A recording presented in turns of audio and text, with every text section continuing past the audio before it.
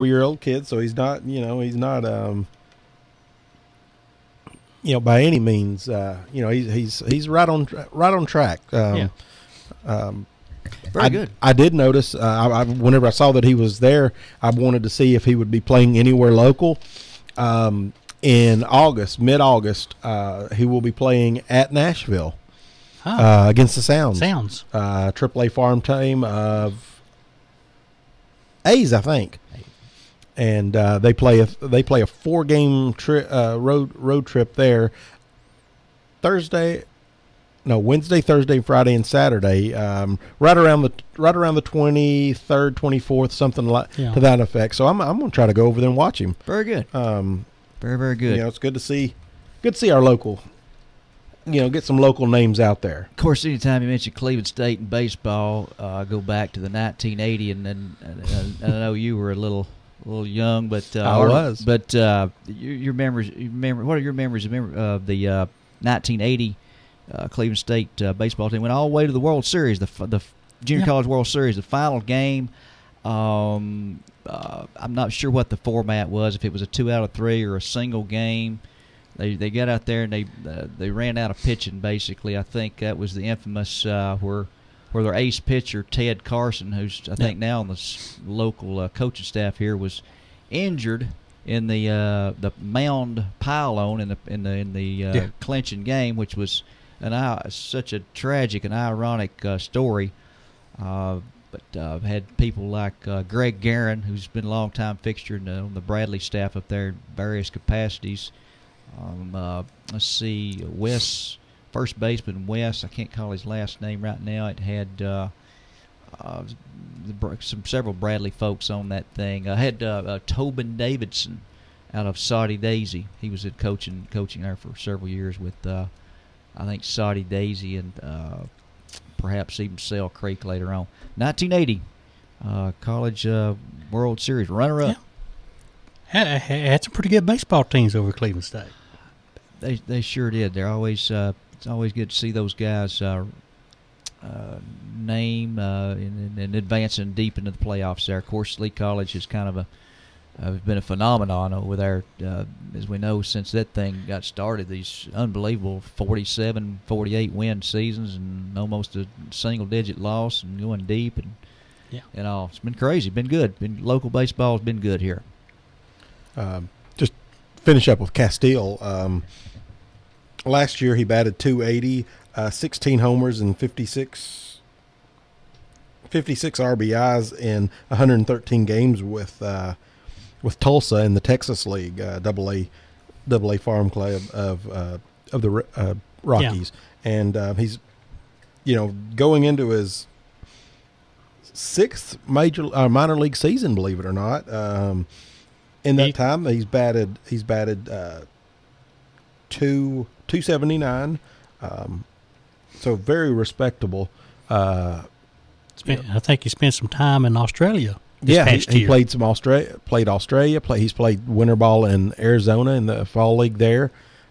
He survived the Kangaroos. Yes, he survived the Kangaroos. So I look for him to be up this year. I hope that he's still with the Isotopes whenever they go to Nashville, and so we do have an opportunity to go over and see him play. A 279 major league hitter, guys. Would be making more money than we could burn. Yeah. He's actually shown a little bit of speed in his minor league career. He's got 20 stolen bases out of 30 attempts, 44 homers. Tell me, wasn't the knock on him his size? Was he a 5'10", 5'9" guy? 5'11", 205 is what they've got him listed at. Well, he had scholarship at UT. That was good, and looks like Mr. Castile there made the right decision. He looks like he's got his career poised in the catbird seat there. Just well, that'd be great. Who that is? I guess a trivia question who from Bradley County here, Cleveland Bradley County area, has made it to the major leagues. I answered my own question in my mind, but that is, I'll write down the initials. Do you guys know the last one that I know of? And I'll give you a clue. Same position, catcher. I know who you're talking about, but I can't think of the name right now. You talking about now? Are we going back? Oh yeah, it's We're back. going back. Ray 80s. Stevens. That's Yeah. yeah. Mhm. I guess that's the only one. Did he caught Ryan in a game or two? Yeah, he caught Ryan in a game at the Kingdom versus Randy Johnson. Wow. Yeah. Oh, that was a game right there. I'm sure. Mhm. Stevens, and he spent years behind. What was it with Texas? He was with Texas, with St. Louis, and then he ended in spring training with the Mets, I believe. If I remember the story correctly, when he went to the Mets in maybe 93, 94, former Brave Greg Olson was signed toward the tail end of spring training, and so he was going to get released rather than go back to the minors again. He had his share of it. Very good there, Ray. I think he was originally from Texas. He and his brother both. Rob, his brother Rob, he was unfortunately killed, I think, at an intersection not very far from here, not long after high school. Yeah, that's probably the last guy there. Hopefully, Mr. Castile break the streak. I was thinking somebody else. Well, I know. Didn't someone from Ooltewah? Yeah, there's an Ooltewah kid made the bigs. Yeah. A little bit Okay. like that, but I don't remember very much about that. And then isn't there a one more in the minors? Isn't there a former Walker Valley player that's still a pitcher? And I that cannot- rings Yeah, a bell. I think so. And I can't remember his name. I was looking for that while we're talking here. But Occasionally, the Times Free Press in Chattanooga will come out with area players who are involved in on various levels, and that's a pretty good list. Much as I save, I hadn't been managed to save that one.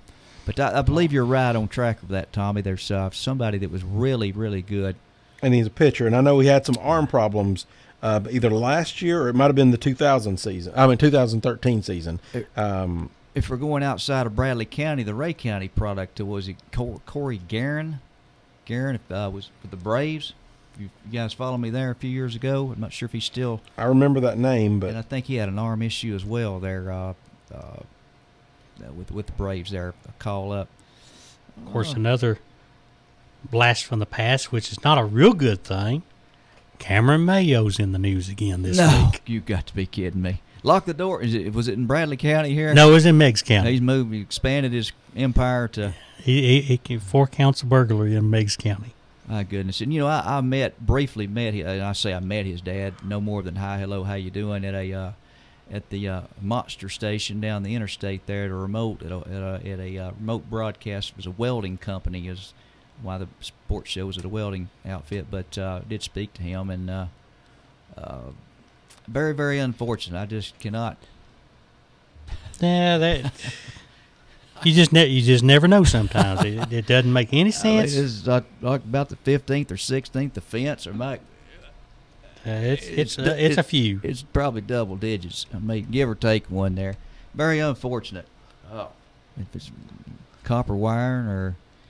I just saw the 4 counts of burglary, and I said, "Nah, I don't want to know." I'm here, you guys. Oh, very, very good there. Yeah, Braves off to a good start. Undefeated so far. We'll see. We shall see. It would be awesome for the fan base to get out a double-digit undefeated record off, and then that's probably pushing it a little bit. Just takes one cold night there, but so far so good. Yeah, so far so good. That's true. we half a week into the season. Of course, we have a basketball champion now. Oh yeah. I made my Dookies. I made my contemporaneous notes here, as you can see. I Yeah. was all over the page here. I only started making notes under the last 4 minutes. I get my eyeglasses out here. Of course, Doc here from the critical. I'll be the critical eye view here. To me, guys, it looked like Kentucky. I don't know. They were shell shocked. They were overpressured, especially that last 4 minutes or so, where it looked like they could be beat, and we're not going to go 40-0. I just knew all those guys were had a secret pact to get a 40-0 tattoo or wear 40-0 and number 40 in their pro career. They just never seem to be in that ball game. And the one of the big guys down low only scored 2 points. Yeah. I don't know, guys. I think the Doc could make a half-court shot. Yeah. But And we've got another call, guys. I think to add, not the phone call, but a blown call to add to our all-time mother loads. It was big. The ball out of bounds where the player tipped it out. What did it for me was the multiple replays, and I wasn't convinced until they finally had it on one. The guys, I saw it was one of the two fingers actually bent back. Yep. And the doggone commentators never did say that. They kind of moved on from it, but it was missed. The correct call was not made. And did you see the report from the refs the next day? No, sir, I did not. They said that and I don't know how this happens. They didn't see that replay. Okay, I'm buying this a little better because the ones I saw prior to that, I was not convinced until that particular. That one they didn't see, but they didn't see the same ones that the viewing audience saw. Now, my question is, how does that happen? You go.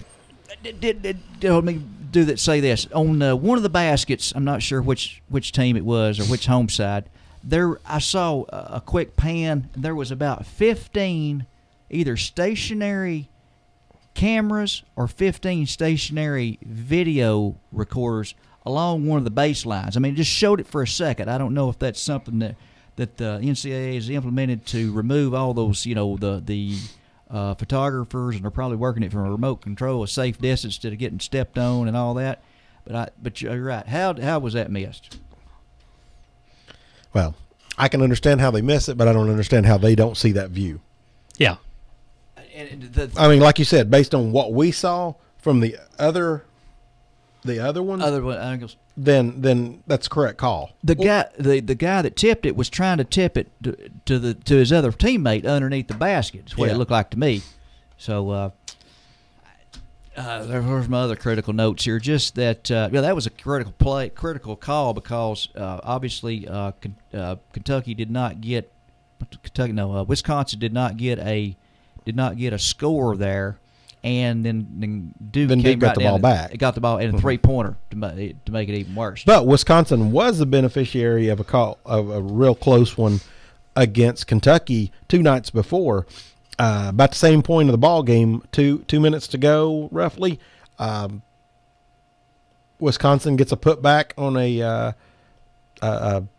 what looked to be a shot clock violation. I vaguely remember that. And that was probably a couple of alcoholic beverages into your night, but or either that, or you saw the highlights after being at the salt mine. You got my routine down. There you go. But yeah, it should have been a shot clock violation. It wasn't. Went as a bucket for Wisconsin, and of course led, and probably the turning point of the ball game. Really, I thought, was a huge. That's a 4-point difference right there. Then I didn't make my notes on it, guys, but in the Final Four, I would say those games, there were some error balls shot by some players which were. Missed the rim by 2 feet. How do you shoot an air ball in? It was windy in the arena. Good answer, but in critical times, there in my recollections coming back to me too. Wisconsin, their scramble at the end. Bless their heart, they looked like they were playing intramural basketball. They're trying to figure out if they're going to shoot a 3-pointer. Just do something. They wasted probably 15, 18 seconds just horsing around there, and then their big guy, I can't pronounce his name, they're 2 big guys. They were shooting 3-pointers from outside. What in Green's earth was going on out there? Go down low, stay down low, take it to the basket. Of course, then the Kentucky big guy, they didn't, for whatever reason, did not choose to pound it inside so much with the Kentucky guys who only scored, and also points. Here, man, from the critical eye, points left at the rim, point blank at the rim. Yeah. In critical time, Kentucky, one of their big guys, just point blank. I don't know, guys. I'm off my high horse now. Take over. All right.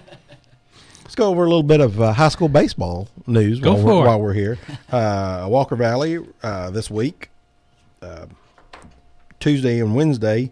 I think Monday's game was rained out. They won 9-6 at home versus Ooltewah, and then they lost the last night, lost 4-2.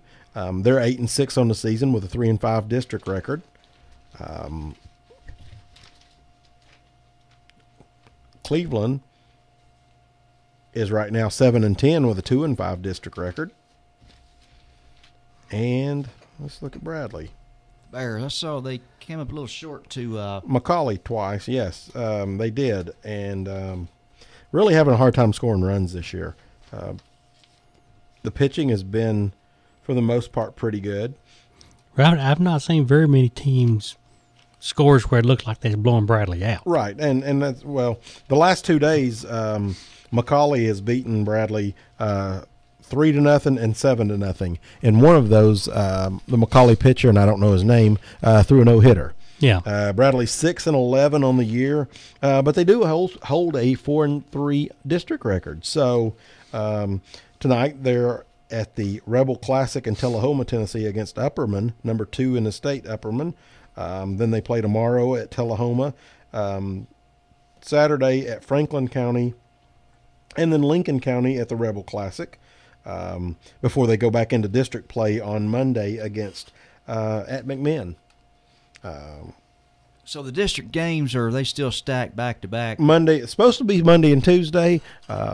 Bradley's been, as all the local teams have really been caught by the weather this year. So it's well, the weather's been messing with a lot of things this year. Yes, it has. But they are 4-3 in the district. So that's where the big one is. They go out and they play a lot of out of district games. Yeah. When I saw that McCallie headline, I thought that was a head scratcher there. But McCallie's number 4 team listed here. According, I don't know if this is right or not, but it shows them listed as a number 4 team. They've also played number 14 Clarksville and lost that one 4-3.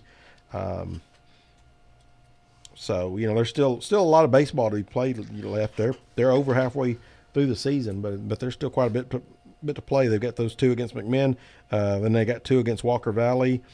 Then they end the season with home games against Signal Mountain and Chattanooga Central. Central's always the last several years. That's always been the senior night. So very good there. So anyway, so there's your local baseball scene. How about some NASCAR? Well, NASCAR was off last week. So Easter weekend. They don't run on Easter weekend. They were out hunting eggs. Yep. Out there playing with their kids. I did not glean that. I did not. They're very good. But there'll be a Texas this week, and then the next week is Bristol, the last Coliseum.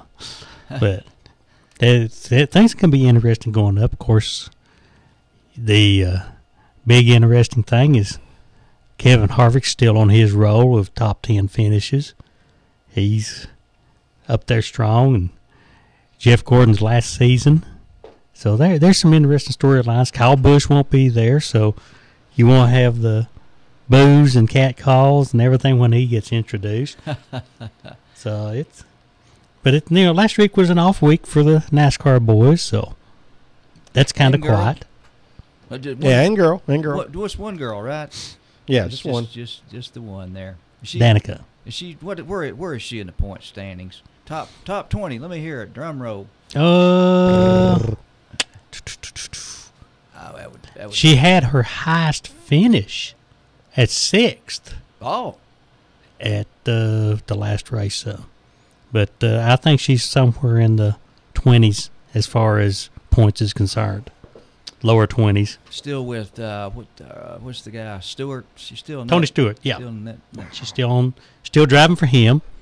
Kurt Busch, Kevin Harvick, Tony Stewart. She is actually 15th. Or 15th? Wow. All Yes. right. I thought she's moved up a little bit. I thought she's a little lower than that. Harvick is number 1 with Yes. with 2 wins. Joey Logano is at number 2. Martin Truex is 3rd. Keselowski is 4th. Casey Kane, Paul Menard, Denny Hamlin Jr. is 8th. He Junior's dropped had 4. 2 bad races. Yep, he dropped 4 spots in those 2 races. Eric Amarola is at 9th. Jimmy Johnson is 10th. But, of course, it is very early in the NASCAR season. Oh, yeah. And that's just by points. Of course, there's that different when you're looking at it. From wins and losses, too. Yes. Harvick would still be number 1. Yeah. But I don't have the others. Let's see. Kevin Harvick, Joey Logano's 1. Denny Hamlin is 1. Keselowski's 1. Jimmy Keselowski's Johnson's 1. So all of them would be in the are going to be in the chase. Excuse me. Would be in the chase there. It's the it's a Sprint Cup, no longer the Winston Cup. Nope, Sprint Cup, and it's Xfinity. no longer the Nationwide Series either. It's the Xfinity Series. Aha. Nationwide has now took over sponsorship of Junior for a large part of the season. So they give up their sponsorship of the actual series for the old Grand National or Busch or everything. Then you got the Camping World Truck Series. Now, does Junior still have the National Guard thing? Yeah, I believe so. I think they do temporarily, but that's going away if it hadn't already. I think there was. The knock against it is why as taxpayers $10 million a year. spending $10 million a year on a race car. Yeah, no. Remember they had So- the promotional with Junior out there in the field loading us a Yeah. shell or digging a ditch or something for. Yeah. Which was good. That was good. You know what race car spelled backwards is, don't you? I'm not that quick on my feet tonight. It's race car. All right, there. What have we have learned here tonight on Whoop FM already here. If you got anything for us, 614-5553 is the number. Give us a call. Talk. It's kind of wide open tonight. Just got a text from a buddy of mine, and looks like the Lady Raiders are in the bottom of the 6th inning in their game. So hopefully we'll get a couple of guests in here afterwards, maybe if we're still on the air by the when that game ends. Very good. I want to ask them if any of them own a record. Is that allowed? Absolutely. If they've ever seen the movie Saturday Night Fever. I bet they won't remember anything that happened in the 80s. Probably not there, and probably a good thing. Mm-hmm. But all right, we're just wide open here, guys. I think I've made my notes here. I may have been a little erroneous on my Bear baseball playoff memories. Earlier we were shooting a note around there. 93. You say the Bears were in the playoffs in 93. What was it? It was one of you. It was Tommy. Yeah, it was me. 93. No, I'm thinking I'm wrong on this. Was that at Middle Tennessee State? It was at MTSU.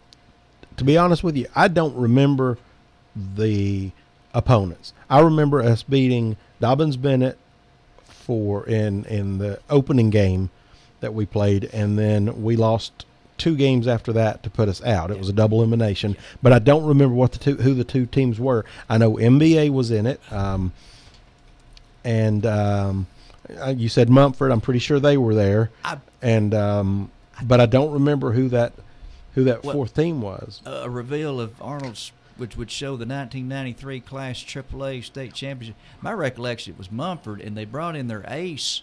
And you might remember this. The guy, as I put in my message earlier, he threw, to my knowledge, my memory is, they put him in the last 2 innings for relief, and he threw 18 consecutive strikes. The Bears hardly swung at the ball at all, and it was on. The guy, it was nothing but heat. It was fastball, and my memory says the guy's last name was Fultz, and he had an opportunity, a scholarship offer to LSU. Now, I could be wrong on all the above, but it's been a minute. 93, and I drifted back to 83. You might recall this. Bears played at home. The game was delayed by a day due to rain. It was with Knoxville team. It was either Carnes or Fulton or somebody like that. They had one ace pitcher. The guy's name was Darren Nottingham. Big guy. He was oversized. And the game, the Bears were – it was an outfield hit in that game where the ref called it a hit, and it would have been the Bears' advantage of if it had been a catch and an out. Basically decided that game when I remember. Of course, there was no replay. You just see the reaction from the players.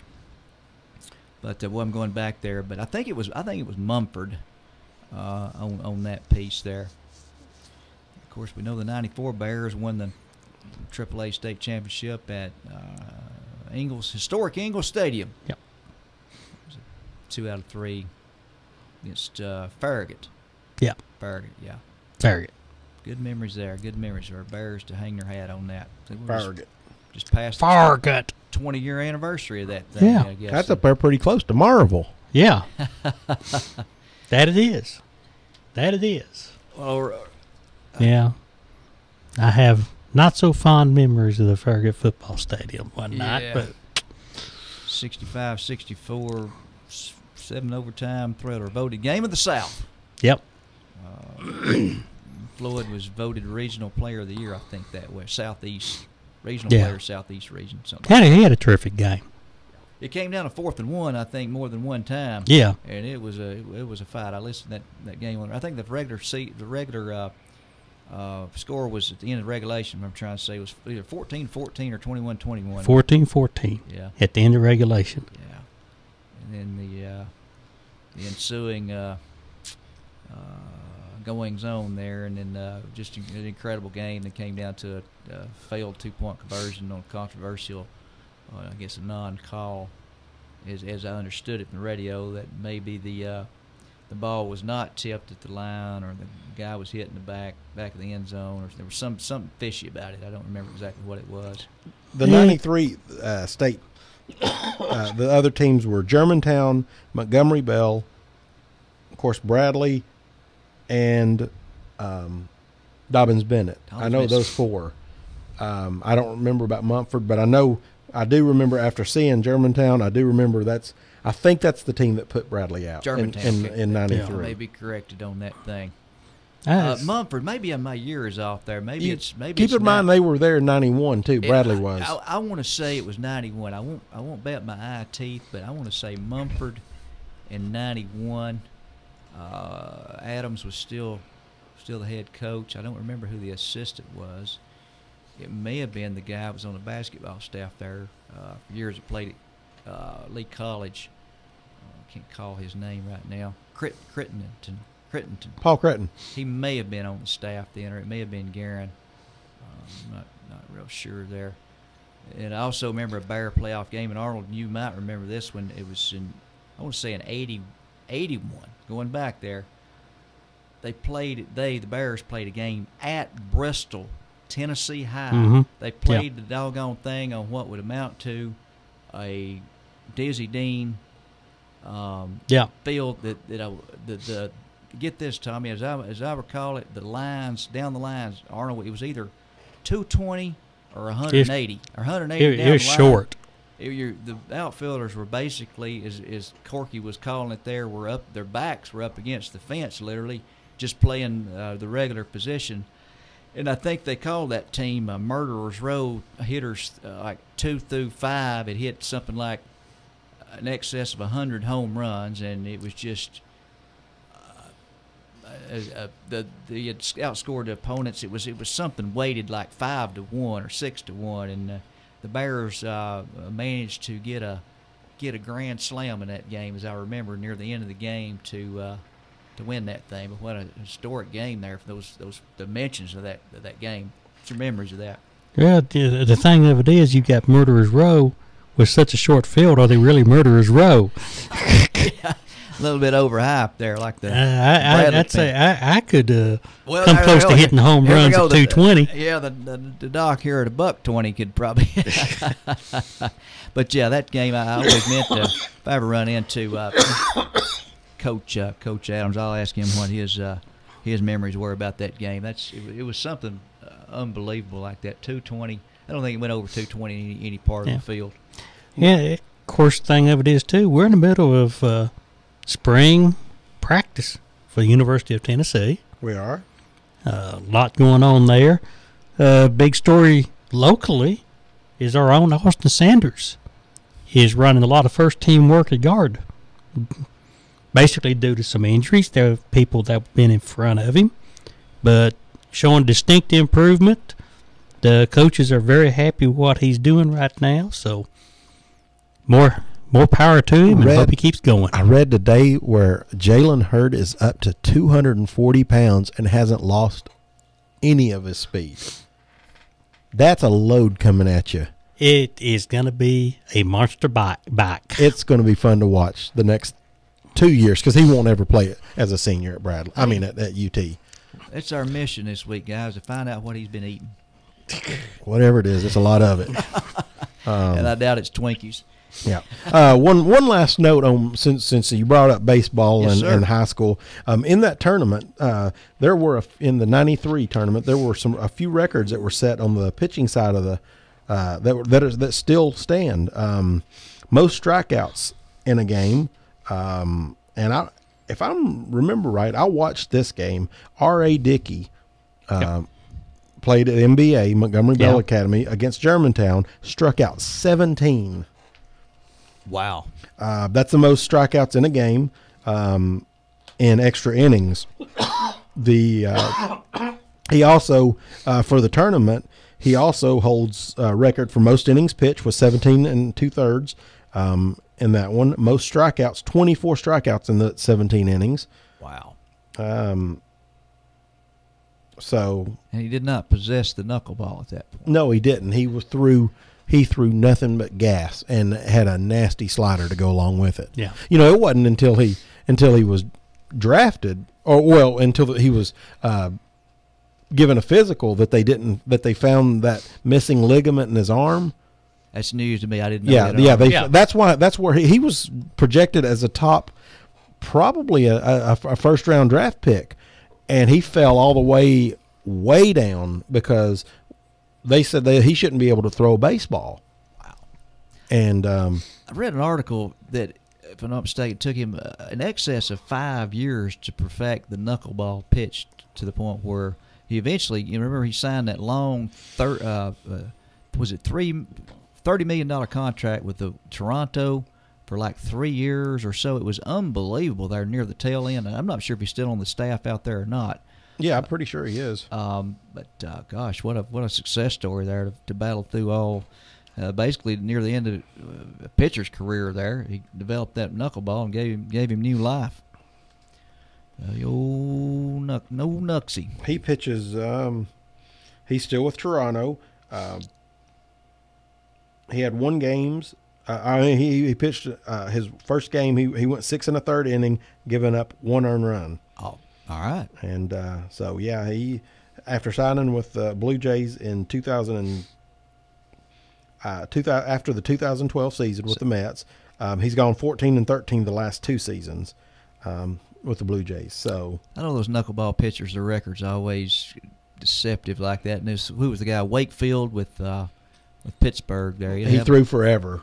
Threw till he was about 70, it seemed like. I mean, Well, you look at the Necros. Yeah, both of them. Both of them through you every year. They're back. They're back. You know, if I'm not mistaken, one of them hit a home run off the other. At one time. Phil hit one off. And Phil was not a bad hitter in his career. Yeah. I managed to toot my own horn here, as I like to do. I met him at a little sports card shop down off Highway 58 just briefly. I didn't have the presence of mind to snap a shot with him, but I did get an autograph there. Old Nuxie there. Phil Nicker. You remember the game, his last game with the Brave? The management signed him for a 1-day contract, and then he came in and he didn't do very well. I don't know if he made it out of the first inning. No, I think it was the second inning when he got out. Bases up for 3-0, and that was the right thing to do. But he obviously retired a Brave there. Old Nuxie. In fact, I think I've got that game recorded on the old VHS. All right. Oh. Yeah. Hey, the phones are working. Let's see who's calling. You're on Good Sports. Do y'all really think anybody's listening to you? I don't think We so. got a big No. audience right out here in the busload, right out here in There's no phone calls. It's like it's dead. I know. well, we didn't have the switch flip there. We got it switched now. Oh, come on, Doc. Quit lying. We just talk amongst ourselves. We ain't worried about anybody listening. That's right. It's not like we're getting paid by the person listening. So Go in and have a little discussion and go home. that's right. We're just in here talking sports with each other. If we wasn't doing this, we'd be sending each other text messages about sports. So hey, I thought the radio has been tore up so long that people just forgot about it. Well, they Well, might now have that's a been- possibility. I think it was only fixed yesterday at 5, as I understand. Yeah, this morning's the first time I'd heard it on. Wow. Yeah. Morning. Well, I heard them come on yesterday evening, but they didn't stay on. It went back off. Spread a good word for us, Red. Tell them Whoop Radio's back on there. The most unique radio station in all of America. Okay, I have a question. all right. How good do you think Tennessee's going to be this year? 13-0. You going to bet the mortgage? No. Nope. Anybody want to bet? No. I think Tennessee will beat Georgia at home. I don't think so. I think Tennessee will beat Florida at Florida finally because Wow. I think there's a lot of talent. I think Tennessee wins 8 ball games. Hold it now. I say 10. I do say they win 10. Yeah, But Red, I got to toot my own horn again here. I called the Tennessee record. These guys have vouched for me. I said exactly what their record would be at the end of the season last year. What do you say it's going to be? Well, I hadn't put enough thought into it. Now, you got me on the spot. Well, go ahead. Take a guess. All right, let's just go through the games real quick. You got time, Red? Right. You got no outhouses to bid on or No. Not today. hedges to steal down at Georgia? Nah, it's doing fine. Hedges. Let's see here. Going through the thing, Red. You can listen in if you're. Then I'll give you my prediction here. I gotta have the.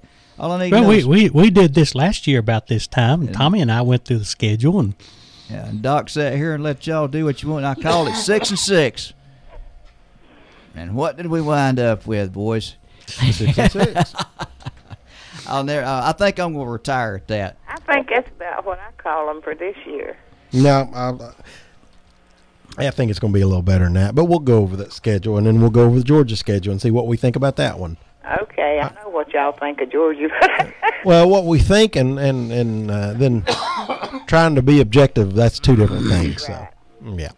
Okay. All right. I'll listen. Okay. Bye. All right. Opening game, Bowling Green Falcons. Ring the bell. It's a win. Game number 2 in Knoxville. A little bit of a payback game. Oklahoma Sooners. Oh, boys. Well, you know, I'm going to go on a limb. I'm going to say Tennessee wins that ball game. Me too. I'm right there with you. Because you look back at the game last year, Oklahoma did not run Tennessee off that field, and I think Tennessee's going to be a better football team this year. A lot better. that game was fairly close. What I remember, what I remember about it, my visual of it, that the Oklahoma players in certain skill positions weren't that big. I expect to see just some fifth-year senior and been away. Them guys didn't look any more developed than that. Was my memories of that game. So me and Arnold both got Tennessee at 2-0. I think we'll both agree the next week 3-0 Western Carolina Catamounts. Oh yeah, 3-0.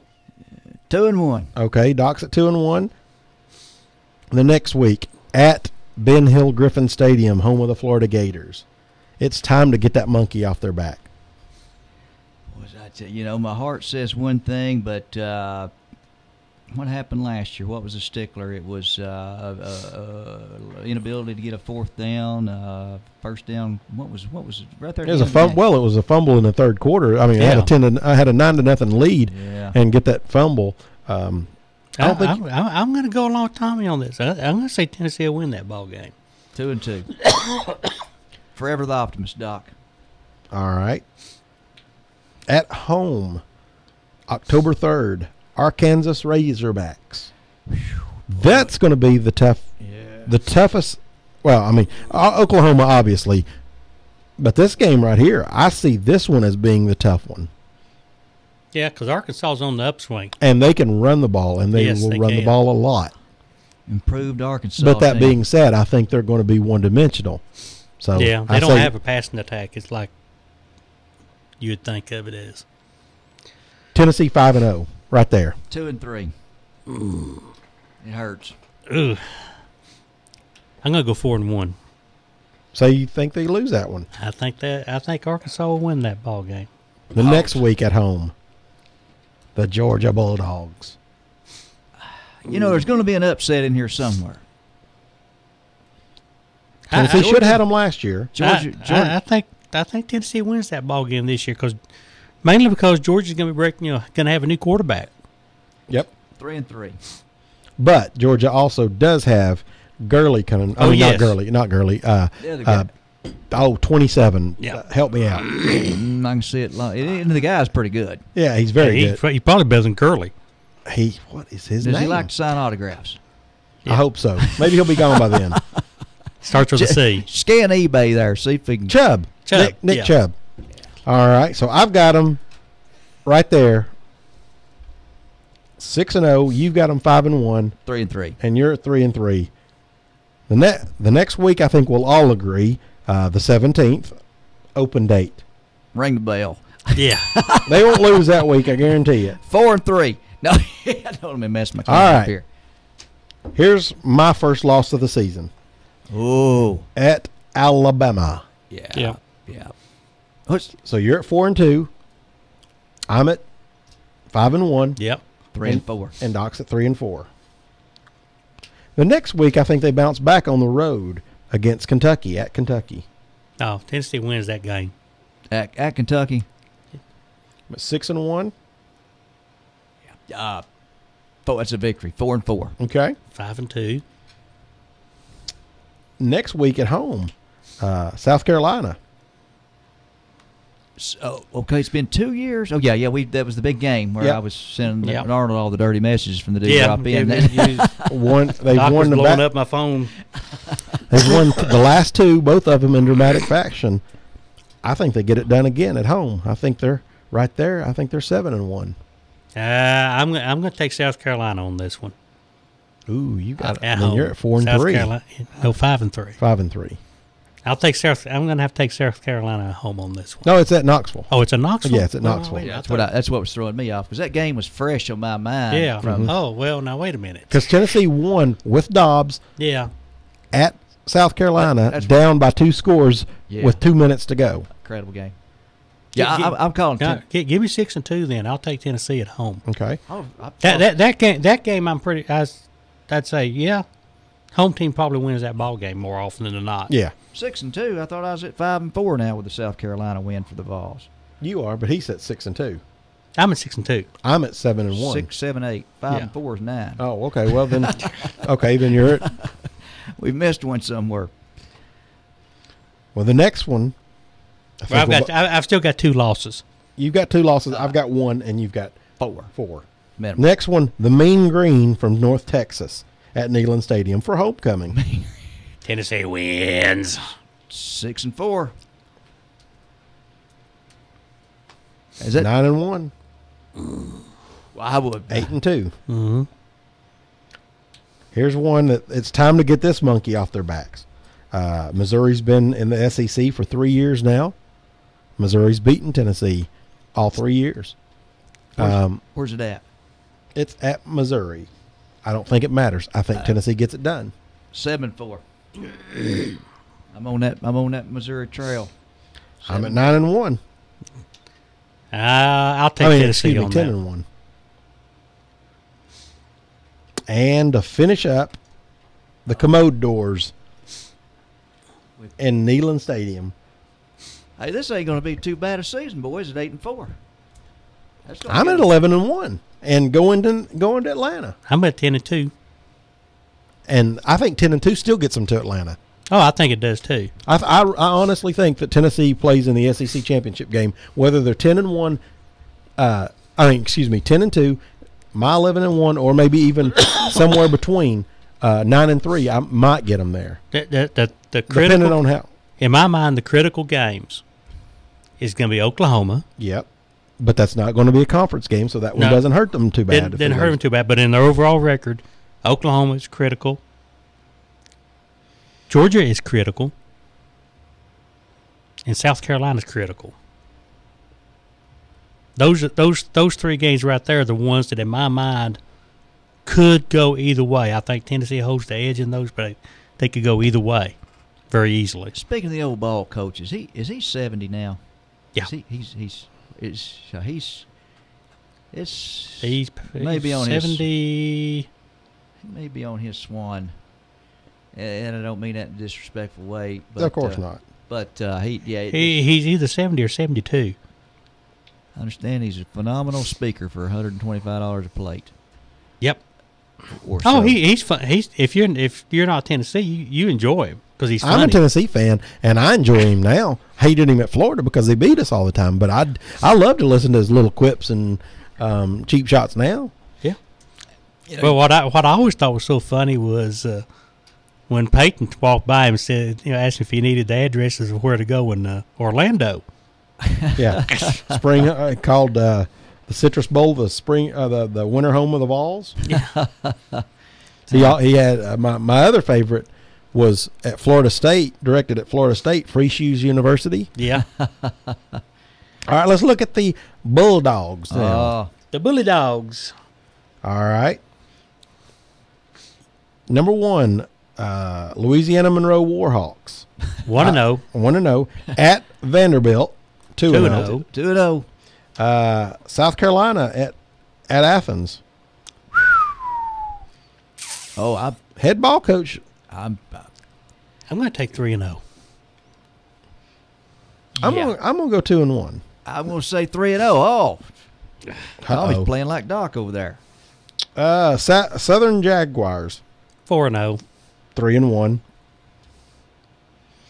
Alabama It's a given. 4-1. 3-2. I lost count of where I'm at. Who did I say they're going to get beat by? None of them so far. I think I've got them undefeated. You do. I've got them undefeated. Red. I'm gonna change my South Carolina pick. I'm gonna go with you guys. I think they beat South Carolina. Yeah. I think the Bulldogs are so far 4 games, right? 4-0. Yep, 4-0. We both got them 4-0. First 2 losses right here for me. Number 1, October 3rd, Alabama. Yeah. 4-1. Streak's over. Yep. Then the next week at Knoxville. 4-2. I believe. What did I call it? I called Big Orange on that one, didn't I? Yeah. I think you called Georgia on that one. You called Georgia on that one last time. I called Georgia. Yeah.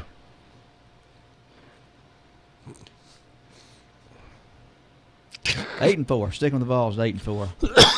4-1. Well, I'm going to hold it now. Then that means I'm going to call. It's going to be 4-2 then, right? If I call the Big Orange to win that game, 4-2. 4-2. All right. Missouri, Georgia. Toss up. Gut feel toss up. Georgia. I'm not really sure what Missouri lost last year, and we'll look at that here in a bit. Then they play nobody. They got an open date. Then they got to Jacksonville at Everbank Field against the Gators. I like Georgia in that one. I just don't think Florida's going to have anything on the offensive side of the ball. Right now, they've got 5. Florida's got too much stuff going on. I have to go with Georgia in this ball game as well. They've got 5 scholarship offensive linemen right now. Florida does 5. Mm-hmm. I like they've been a little stingy with the scholarships. That means that they'll have to. That means that one of them have to double team. When they block each other. Yeah. Kentucky at Sanford Stadium at home. Georgia. I got them with 2 losses still. Well, here comes number 3 at Auburn. Yeah. That Malzahn, he'll figure out that unique offense. Auburn is really good right now. And they're defensively, they're going to be a little bit better with Muschamp. Yeah. Then Georgia Southern. Georgia wins. And then at Atlanta, Georgia Tech. Georgia wins that one. Yeah. So I've got them with 1, 2, 3 losses. Doc says 3 over here. Can't remember all what they were, but Georgia Tech. That game's at Georgia Tech. At Georgia Tech. It's really not going to matter. It's not going to matter. Georgia Tech's not going to be able to handle Georgia. Tech. Don't get me wrong. I like Tech, but they're not going to handle Georgia. Hey, while Tommy's looking up the info there on what Missouri lost there, we mentioned Vanderbilt there a while ago. The Vanderbilt quarterback still with a year of eligibility or so. What was his name? Has retired for fear of the. I don't remember what it's the name. But the guy was good. Robinette. Yeah, Pat Robinette. So he's the one from Maryville. Maryville. Yeah, wow. Maryville. And I don't know what the extent of. I didn't get from the article there whether it's ongoing issues or just the fear doctor. of it. He saw himself more as a doctor than being a NFL quarterback, and maybe got to look at the offensive line in spring practice. Yeah. But and there's been a couple of others. Let's see, and I can't call their names, but are we seeing a trend, guys? yeah, Are we seeing I think a trend? we are. Is this the start of something that in the next 10 years we'll be able to sit here and say, oh, there's a name off 20, 25 people that were in their prime or that just saw the writing on the wall and wasn't worth it. Mm-hmm. I think so. He made that right there for these few. There's another couple, maybe not quite as high profile as the Vanderbilt quarterback there. And that's when I saw that, I thought, here it goes. It's like the taking one brick out of the dam, so to speak. And there it may be. Yep. Well, even at that, when you look at it in high school, in lower, you're starting to see parents go, is football really worth it? Hey, I was happy as could be, and I loved watching him play. Don't get me wrong, but I was happy as could be when Corey, my oldest, decided I'm going to quit football my freshman year to concentrate on baseball. Yeah. I mean that, I loved watching him play, but I hated watching, when you saw somebody laying on the ground, okay, doing an inventory, seeing where's number, Yeah. Where's my number? Where's that 28 or whatever? So, but there's a lot of parents now starting to rethink about football because of the concussion and head injury issues.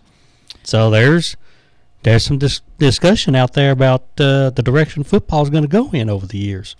I'm seeing that the trend as I cut by our alma mater there. I saw, my goodness, I don't know how many players were on a soccer field. It looked like there was 25 people on each team out there, and a pretty good little crowd down here at Bradley.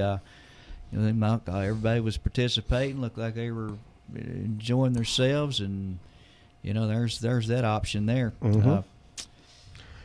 Plus, Bradley, you've got wrestling, you've got baseball, you've got basketball, all very good programs. Yes. I don't think you'll see as many high school that quit football, but I think the college level, I think you're going to start seeing that a lot more. Yeah. The biggest thing about the high school players is I think you're going to see them never start. Yeah. More so than quit in high school. I think you're going to see them look at it and say, I'm going to go another direction. Yeah. And parents are going to kind of push them to go to another direction a little bit more. So I don't think you're going to lose players during their careers. I think you're going to lose them before the careers ever start. Yeah. It's surprising to me there's not more knee injuries and more broken arms. I see those guys out there running at full speed. Most of them don't even have gloves on, no pads on the arms. It's just fascinating to me. And I got kind of a discussion with my lady the other night about baseball. She said, "Oh, baseball's so much safer." I said, "Oh, honey, when you turn on the major league here and you watch this ball getting thrown at a guy at 90 miles an hour, it's literally like a brick coming up there." And then she was taken aback by when I was explaining what a brush back pitch is. Mm-hmm. I said, "Oh, honey, no, it's on. Like you better watch out. If you hit one, you better lay the bat down, because if not." I think my biggest criticism of most of the sports that require equipment today is that the technology has not advanced it further than what it has, particularly in the area of helmets. There's only so much you can do with pads. There's only so much you can do with like a knee pad, which is just big piece of rubber down there. Mm-hmm. But and where the real serious injuries is the head injuries.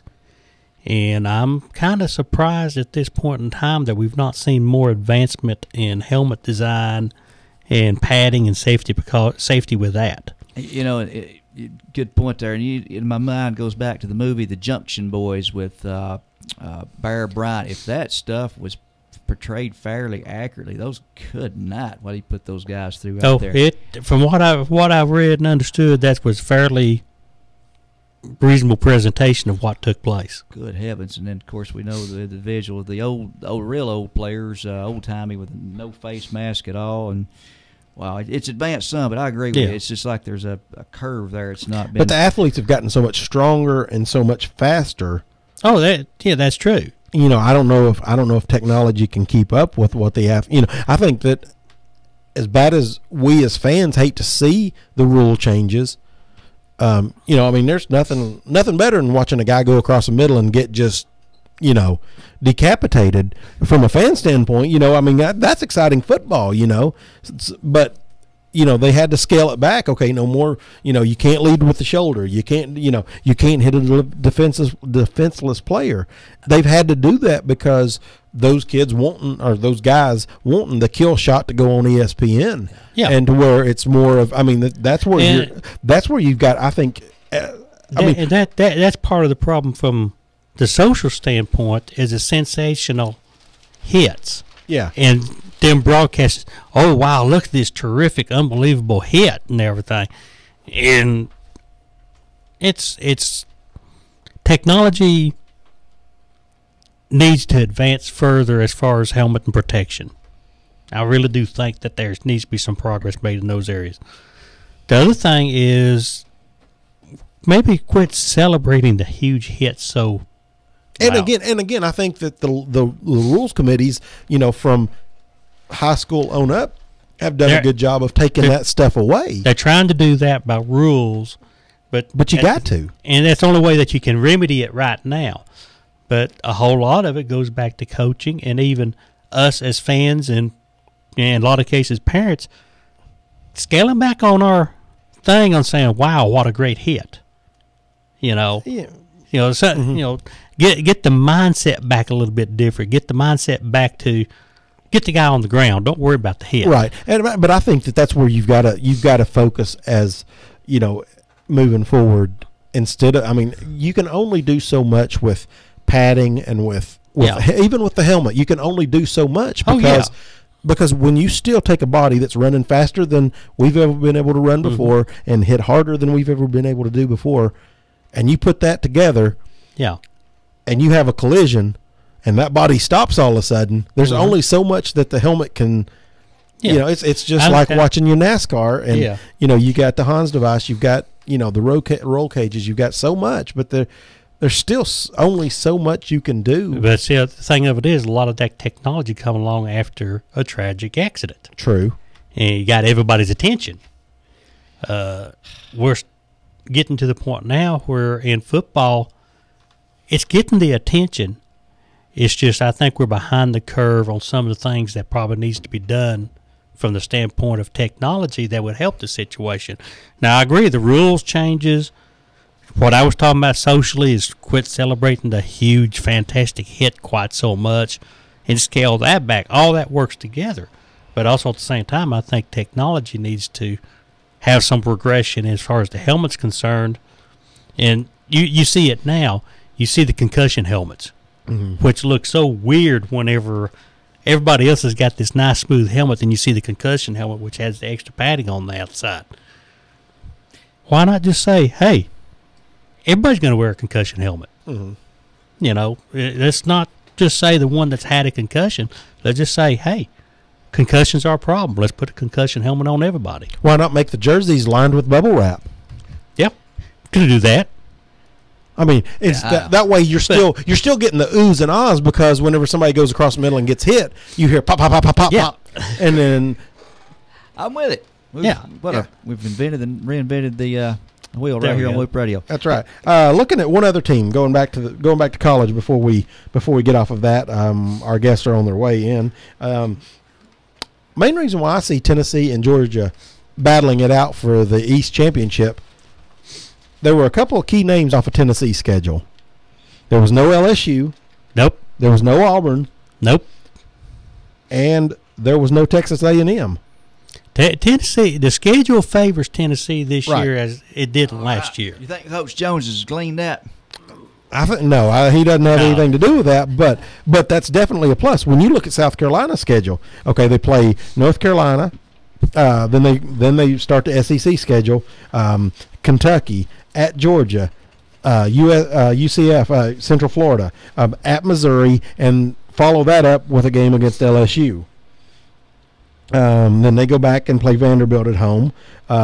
They got an open date, and then they go back-to-back at A&M and at Knoxville, and then Florida at home.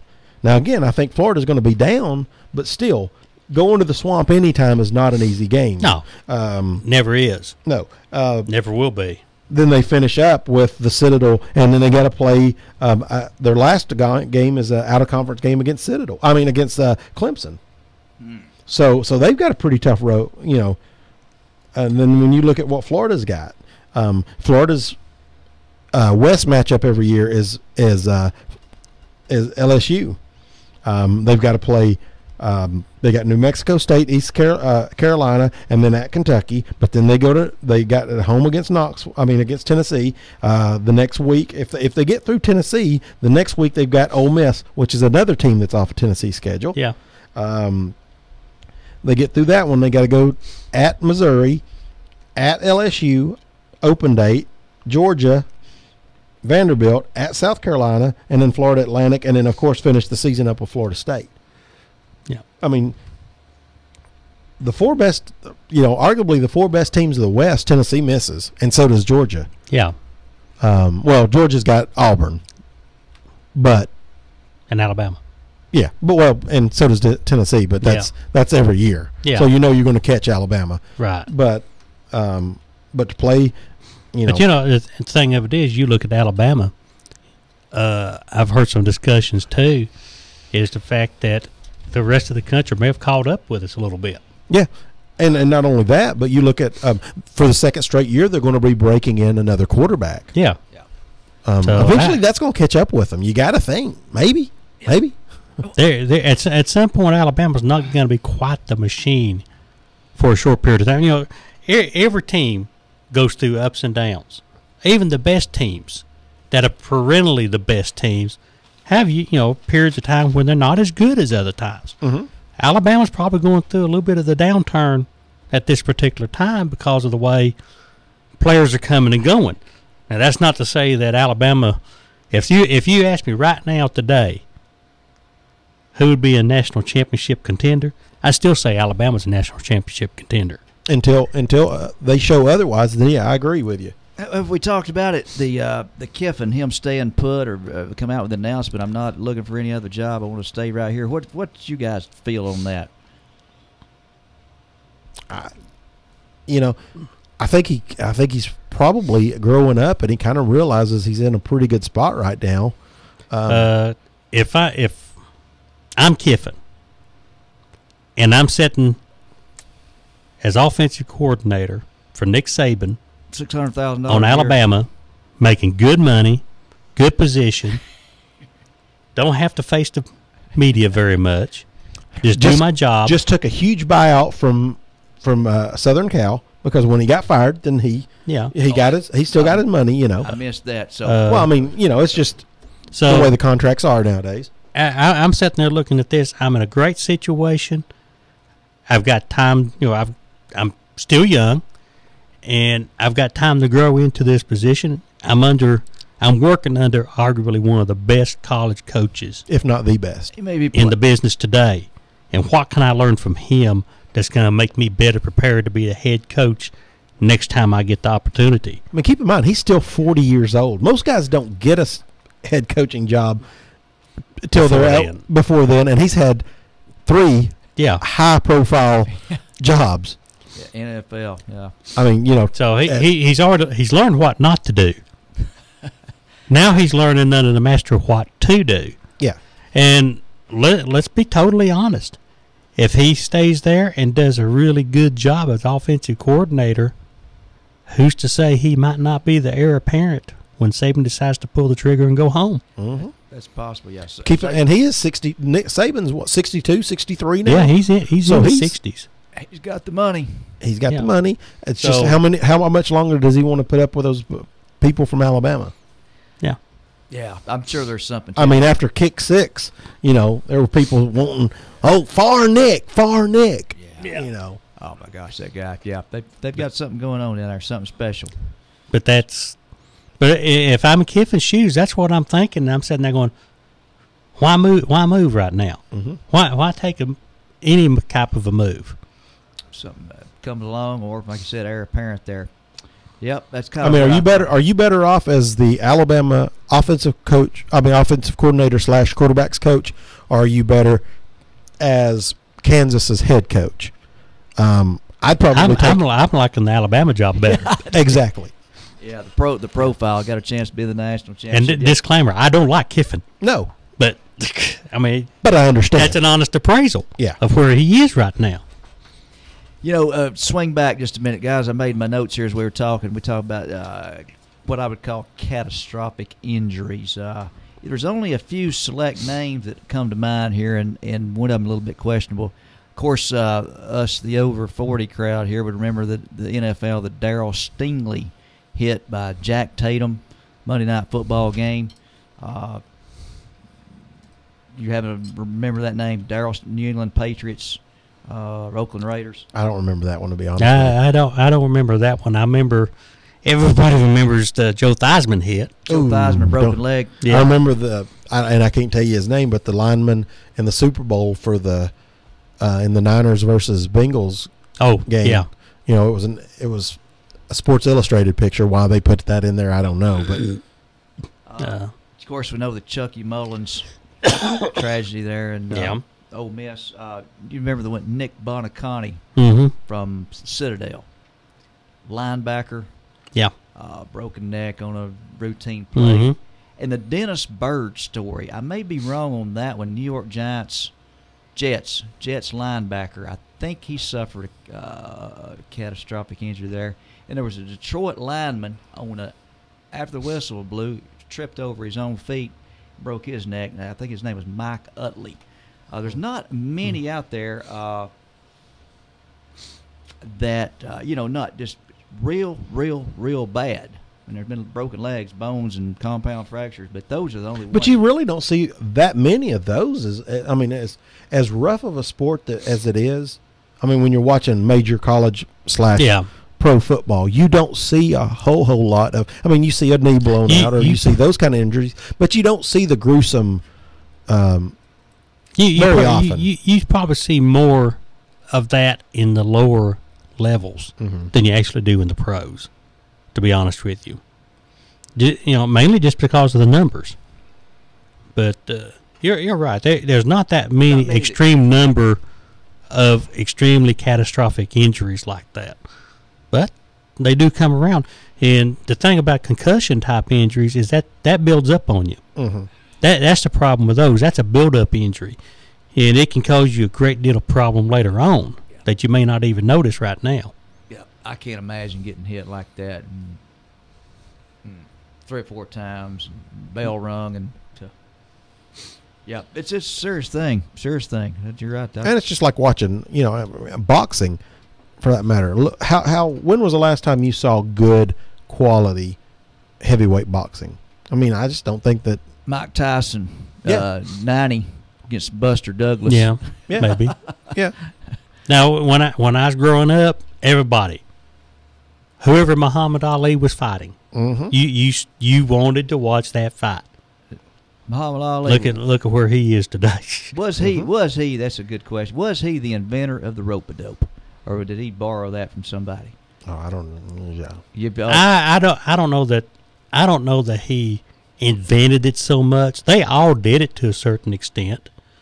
Cover up, and when they kind of in a bad position, I think he did more of it and was used it more as a technique to actually win the matches than anybody had before. As we're being joined, to get something Yeah. to serious matters, here he is joined by some Some outstanding players here, I believe. There, let them microphone up here, and I'll let them have a seat. And let Mr. Tommy interview these guys here. Hey guys, welcome to Good Sports Radio Show. Come on in here. Thank you very much. So what's going on, ladies? We just signed with Cleveland State today, and we had a Bradley game today, so it's been an eventful day. Very good, very good. Very glad to see that. Get to continue your careers. Talk a little bit about your careers at Cleveland. All right. Well, my name's Brittany, and Oh yeah, I'm sorry, Brittany Arnold and Haley Hodgson. Haley Hardison. So my name's Brittany. I'm a senior this year. I've been catching for Cleveland now for 4 years, playing a little bit of third base. Softball's basically my only passion in life, and I'm just really, really excited to get to continue my love and get to continue it with my best friend in the whole world. That's awesome. That's Yeah. awesome. Same for me. I've played at Cleveland for 4 years now. My freshman year, I played mostly first base. Then, from sophomore year to senior year, I've been, the starting pitcher. So, yeah, I'm excited to get to continue that with my best friend. That's cool. That's very cool. And you'll be playing for Cleveland State. And then, do you have what's your goals? Going from there. Well, I'm hoping to go into physical therapy. Mhm. So after my 2 years at Cleveland State, see where that takes me, see what colleges I get into, get my 4 year, see where it goes. Now, do you want to play all 4 years, or are you looking at just Cleveland State for 2, and then we'll see, or how do you? All 4 years. Yeah. Okay. And how about you, Brittany? I am doing the same when it comes to doing pre-physical therapy at Cleveland State, and then I plan on going to a bigger university as well and pursuing physical therapy. I definitely am playing all 4 years, so that's my plans. Very cool. Now, how did the Cleveland State? How did that come about? When was it? Did they approach you both together, or was it kind of, because knowing you, Brittany, I've followed your career a little bit more so. And I know you've gone to a lot of camps. You've gone away to several. To talk about what led you to Cleveland State. Well, I definitely have been very involved in the recruiting process with a bunch of other schools. But me and Haley actually approached Cleveland State together. I think it was partially because we wanted to stay together. We've been playing now together for 11 years, forever. And I think we kind of wanted to stay together and get our foot in the door when it comes to Cleveland State.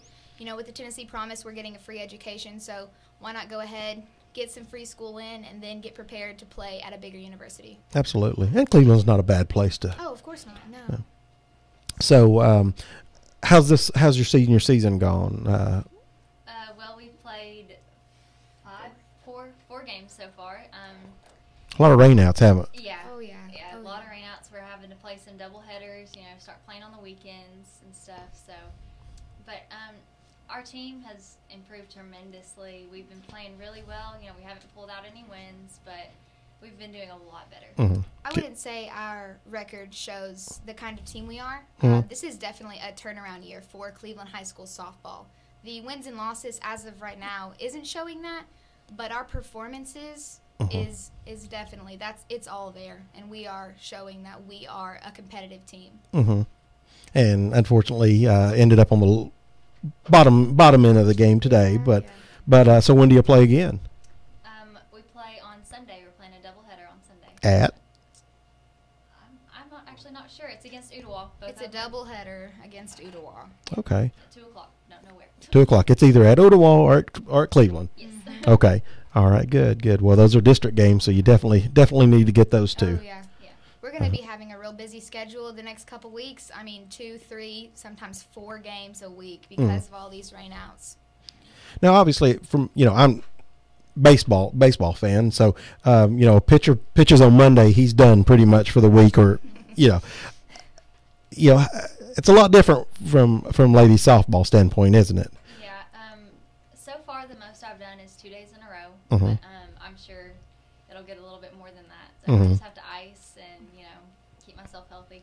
Mm-hmm. Haley is our ace pitcher, and for sure. So we definitely utilize her every game we can. Unlike in baseball, you don't have to take those 5-day breaks. You can, I mean, she could throw every day. It's not the smartest decision, but, you know, sometimes it's necessary because, I mean, we need her out there for sure. Yeah. Now, when you're not pitching this year, where do you play? I haven't not pitched a game yet. Really? So, yeah. Okay. Pitched all of them, but I'll probably either be in center or first base. Okay. That's our center fielder, our first baseman, and then me. We're all the pitchers. So. Okay. And you just stay behind the plate mostly right now? I stay behind the plate all the time. Gosh, that's got to be tough on the knees, though. Oh, it's harder on my hips, I'd say, than my knees right now. But, you know, it's tough, but I love doing it. I love giving my all back there, so I wouldn't want to be anywhere else. Yeah. Now, I know you started you started as a freshman, I did. and you started out at third base, if I'm not mistaken, right? I started freshman year as the catcher, and then sophomore year, third base. Okay. Okay. And as a freshman, you were first Cleveland player to ever homer, wasn't that the? Yes, I actually hold the home run record right now at Cleveland High School. And how many is that? 9. 9. Wow. 9 or so. Very cool. Very cool. You know. All right. Well, have you left the ballpark yet? Oh, absolutely not. No. Hey, there's. Haley is a contact hitter. We need her for those gaps and moving some runners for sure, though. Oh yeah, absolutely. And really, you know, as a former pitcher myself, I really didn't worry about the plate as much. Yeah. You know, that's where your mind's at. That's where your concentration's at, and you know, you just gotta make sure you get the next 3 outs. Yeah, that's what I focus on. There you go. Okay. All right. Well, do y'all have anything else you want to? You know, again, very proud, to hear y'all continuing your education there at Cleveland State. You know, getting scholarship. I know your parents are proud of you. Oh, yeah. You know, it's good to see.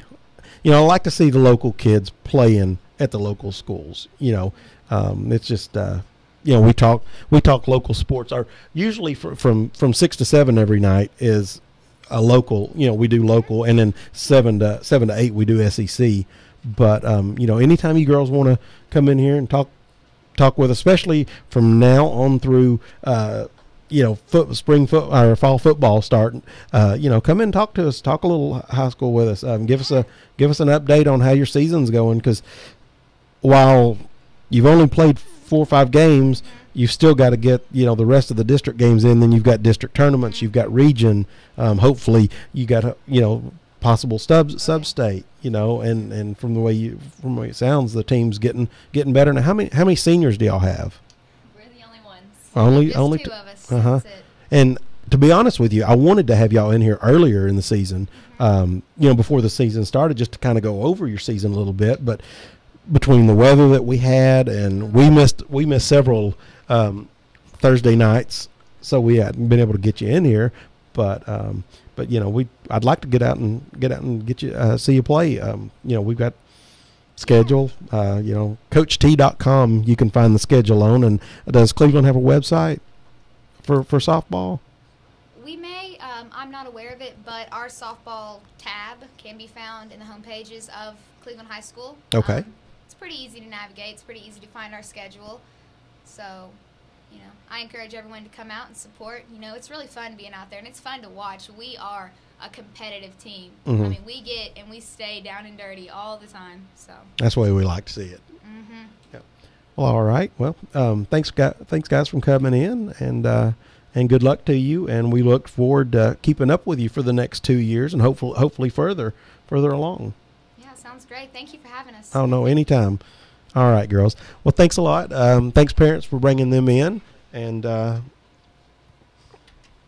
there you have it. The Cleveland Lady Raiders. They, like I said, they came up a little short tonight. Came up a little short tonight against Bradley, but they've still got to play Bradley one more time. They've got, like she said, a doubleheader against Oldewall coming up on. Oh yeah, was that yours? Yeah. So anyway, well, that very cool. Good stuff. Absolutely, I love seeing the you know, the local kids playing, and Oh yeah, Yeah. that's what it's all about. Local kids. mm-hmm. That's more fun. You know, we talk about college, we talk about pros, we talk about what all's going on in all kinds of sports and everything, but They got to get there somehow. they got to get there, and it all starts in your local high school, middle school, AAU, all where the teenagers get their start. That's where all this stuff starts, and that's Well, those girls are 17 years old, and they said they've been playing together.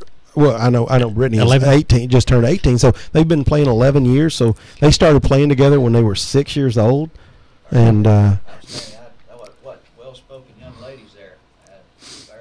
I couldn't bring it to the heart to ask them if they ever heard of Rick James. So probably not.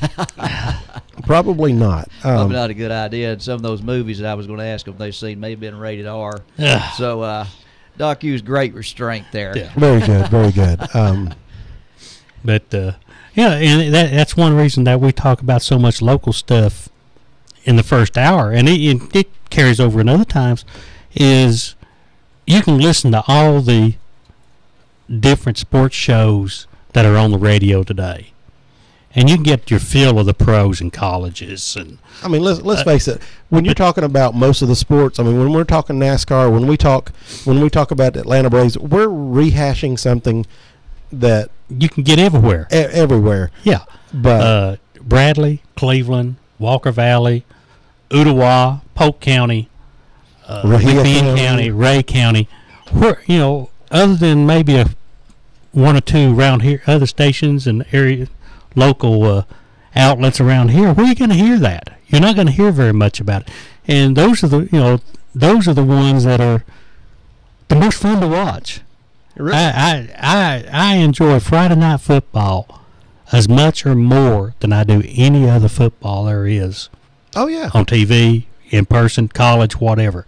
But I just soon go down and watch Bradley or Cleveland or Walker Valley play any Friday night. There's something special about, especially that first one. When it's still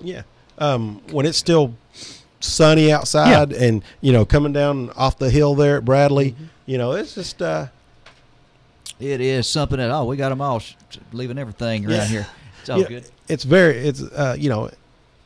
There's just something about it. The first time you see, Yeah. the Bradley players coming down the tunnel there, or the walkway, the stairs, and or whenever if you're a Cleveland fan, first time, They come out of the locker rooms and come across the field. yeah, those things you can't beat that. And while football is where we talk most, because again that's where you got more of a I guess a fan base. If you go out and watch some of the quote lesser sports, the spring sports, baseball, girls softball, in the fall, girls volleyball, if you haven't given yourself a chance doing that, get out there and do that, because you'll find yourself becoming a fan of it. And for me, when I go to Bradley, and I go and I pay $5 to get in that game, whatever. First of all, that's only $5 for a good night of entertainment, $6. Second of all, I know where that money's going. Yeah. You know exactly where that money's going. Right. It's going right back into that program, and Some of that's to fund catastrophic insurance. yeah. And not only that, but with all the money problems that you got with the school boards now, these schools don't, the athletic departments don't get very much money anymore. No. And so they rely on ticket sales, the fundraisers. That's why you're buying, the little discount cards or candles, and oranges. As a parent, sometimes you might kind of roll your eyes. Oh, we got to sell this again. Well, yeah, we do. But if we don't, then our kids aren't going to be playing. With all that's going on with the schools here in Cleveland, talking about the construction of the new Lake Forest classroom building that they're wanting to do, and Yeah. everything else. One of the things you hear is, we don't need sports. Quit funding sports. Sports are not funded by the school board. No, they're not. They supplied the facilities initially. Initially, that's they pay, there's some coaching supplements that are involved in that. But a lot of that's done booster wise But- now, isn't it? Yeah, it's not money that is funded by the school board Your for tax this stuff. dollars aren't going to pay for that The- coach anymore. No, It's not going to pay for the paint on the field. That stuff, that money's got to The co- come from somewhere. The coaches spend their time manicuring and taking care of their fields year round. Yeah. You- If you don't believe that, go out and look at Bradley's baseball field in the middle of November. yeah, It's beautiful. yeah, Right now, if you look at the football field, of course, it's Bermuda, so it's dormant. Yeah. It's just Mhm. now coming back up. right. But 3 weeks from now, go look at that field. yeah, And and it's not because the county school board spent a bunch of money on it. it's not, and they're not out. They don't have groundskeepers doing it.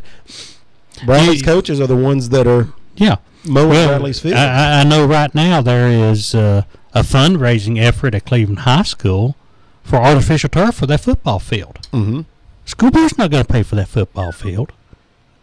That's going to be handled through donations. Yeah. The one thing that you're probably seeing the Cleveland City school system do for athletics is rebuild a gym. But that's out of the- And the thing, bathrooms. and the gym was 50 years old too. Yeah. Well, somebody is going to make history. See, the girls typically play before the boys in high school, so some young lady is going to score the first 2 points, or 1 point, maybe a foul shot, at the new Raider. It's not going to be a dome, is it? No, it will not be a dome. It will depend on the school. And have the 2 varsity games are later on in the night, but there's a distinct possibility that the first point scored in that gym will be a junior varsity girls player. Wow, historic moment. They should put in the. Actually, I was going to say, actually, the first points could be scored on the wrestling mat, but they've got their own. They've got their Yeah. own. They've got their own arena over there. Right now, It's so a fine facility at that for high school. But the realistic thing about this is, yeah, they're spending $11 million building a new gym there, but it's not because they wanted to build a new gym. yeah. It's because the other gym was basically condemned and they was told to get out. $11 million. And- That's as much as they're going to need to build the whole Truett, rebuild the whole Truett out there. And keep in mind, Yeah. that this isn't, like you said, it's not that they just wanted a new gym. We're not talking about Turner Field being 20 years old and we're going to replace it 20 miles up the road. Right. No, this is the building was condemned. They said that it's not safe. Yeah. So So this was a have-to case. But the folks out there who are saying quit funding sports, well, they've not been funded by the school boards for a long time to any real extent. That's the biggest chunk of your money that operates your sports programs in all the high schools comes from fundraisers and gate receipts. yeah. And that's why that's some of the discussion that we've had about Bradley going into Super 32 is how's it going to hurt gate receipts, because you're not going to expect Kingsport or some of these faraway teams to bring a big crowd. I think they need to put in a oil reserve back there on some of the back lot at the Bradley High School. Yeah. Store up on cheap gas right Yeah. now. But I agree with you. The Super 32, the logistics we talked about, the night. Oh my goodness! Well, at least there's one good thing about it. I just now realized. At least it's on a Friday night. It's not going to be on a quote school night for the next day for the fans and players. No, but the problem is that for us here in real life, the parents that have to, okay, well, do I want to see my kid play up there in Dobbins Bennett, or okay, so if I do, then I'm going to have to take off half a day. I'm going to take a half a day of vacation or a whole day of vacation. Because think about it, if the game starts at 7 or even 7:30, what time do you have to leave here to go 200 miles? Yeah, I'd cut into my drinking time. Exactly. And then, Serious. and then on top of that, you got to make the conscious decision: do you get a motel room for the night, or you drive back that night and get home at 3:00 in the morning? So Let me know if you find a motel room with one of them old things you could put a quarter in. The bed would vibrate. I'll be there. Doc going on the cheap. So you're going to have going to Dobbins Bennett, and Bradley does travel pretty well as a fan base. Yeah, they travel pretty well, but they're not going to go that far. No. Oh, I mean, as hard a dyed-in-the-wool Bradley fan as I am, I'm thinking twice about that trip. That's where they. I mean, that's especially if you have bad weather. What if it's pouring down rain that day? What's these local Greyhound? It's not quite Greyhound. These little bus lines you can. I mean, I don't know what the expense is in that. It's probably not. Well, typically they do spring for that with the football teams. They don't make them travel on the school buses that kind of a distance. But you're still talking about quite an expense. Yeah, and then the thing of it is, on that type of a trip, you're going to feed those kids probably twice at minimum, maybe 3 times. Do they like Happy Meals? Hey, yeah, go ahead and give that 260-pound offensive lineman a Happy Meal. A Happy 3 or Meal. 4 of them. And you better go ahead and give him 4 more to go with it. Yeah. Cleveland's got it a little bit better in looking at their schedule. They play at home versus Sevier County, but then that means that the next year they're going to Sevier. Yeah, that's 115 miles. Yeah. Sevier County. 115 miles to the school. Most famous alum of Sevier County. Debatable. Jason Lehman. Dolly Parton. I'm thinking Dolly Parton. Our coach, Chief Robertson. Oh, good comeback there, Arnold. Yeah, the late chief. Yeah. Around here, I would say Chief Robertson. Yep, I would agree with that. God rest his soul. Chief. He was a good one. Yeah. But you look at them at East Hamilton, Saudi Daisy at home, at Bradley, at McMinn, Signal Mountain at home, Walker Valley at home, at Ray County, Oldewall, and then at White County. White County's another 100-mile trip. Yeah, like the bookend there on the thing. What Yeah. beginning and the end there. That's not too bad for the. No, the Blue Raiders actually got it because they're not in that Super 32. That's a pretty. You prefer not to have 100-mile one-way trips very often. But that's not a. But now, even go to Kingsport I forgot which the rotation it is, but they go to Kingsport one year and Science Hill the next year. But they've got them separated year to year, so you just have one of those trips. But that is a long ways, and then you're going to have Jefferson County 1 year out of those, which is about a 130-mile trip. And then all the rest of them are pretty much 100-mile trips. Maryville, at Dobbins. These are the road game, Bradley's road schedule. And we went over this once before already. I don't think you were here, Doc. But in order, Bradley's road games are at Walker Valley, at McMinn, at Jefferson County, at Dobbins Bennett, and at Maryville. Now, if I'm looking at that schedule and I'm definitely going to Walker Valley. I'm definitely going to McMinn, or I might go to McMinn. But if I'm looking at that schedule and I'm not going to Dobbins Bennett, my son doesn't play. There's no way I'm making that trip. Yeah. The one that I see myself making is October 23rd at Maryville, mainly because I've never had an opportunity to see a game up there, so I'm going to. It's a great venue. I've been up there and watched Cleveland play. Mm-hmm. So that's probably one that we'll probably make. Yeah. Especially since if you've not seen Bradley there, you'll probably make that trip, I bet you. State's highest classification defending state champions on a unbelievable game. Two-time defending or three-time defending state? No, I mean they've defending, won. I think they've won 2 in a row, maybe 3. I think 3 out of the last 4. Yeah, I think we figured it up. They've lost 1 game in the last 3 years or something like that. It's ridiculous. It's phenomenal. It is. Go Rebs. But again, these sports, as much as we're talking about football and gates, what drive them, keep in mind that girls softball and baseball, they don't have the big gates. They don't have the 5,000 people. They're doing it on a shoestring budget and riding on the coattails of the football program most of the time. Whereas football's got 5 games that they've got to get ready for. These kids are playing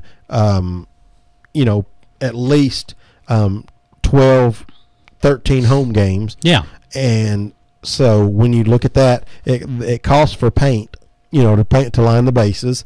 They got to pay for umpires, comes out of that. School board doesn't pay for the umpires. That comes out of the gate. Quite slack around here, boys. Yeah. Don't even get me started on that one.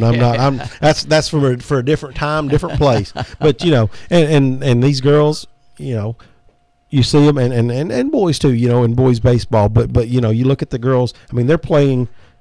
More than likely, there's not going to be a professional girls softball team. You know what I mean? No. So they're playing mostly for the love of the game. Yeah.